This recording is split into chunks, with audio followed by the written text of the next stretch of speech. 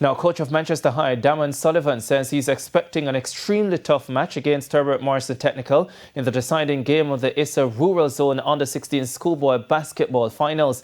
The three-game series is locked at 1-1 following Manchester's 56-43 win on Friday.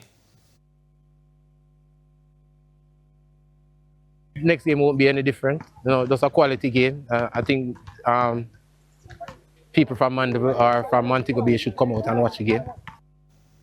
Meanwhile, coach of Herbert Morrison Technical, LeVar Rose, says his team will be looking to make adjustments for the final encounter. Yes, there's a lot of things we can correct. That's what training is for, practice, fine-tune what we need to fine-tune and just focus on that until next week. The third and final game will take place at Manchester High on Tuesday.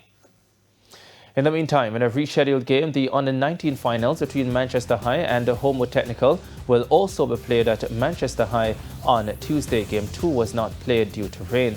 Manchester High lead the series 1-0 after a dominant 102-61 victory in Game 1.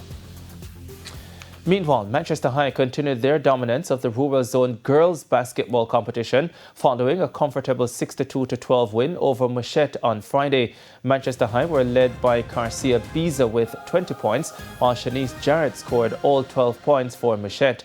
Elsewhere, St. Elizabeth Technical defeated Holland High 32-11, with Karina White scoring 14 points for the school from Santa Cruz.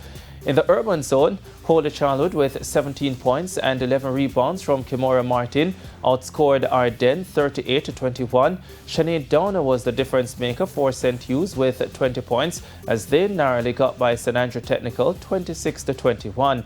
Tasana Campbell got 15 points in the losing effort for Stats.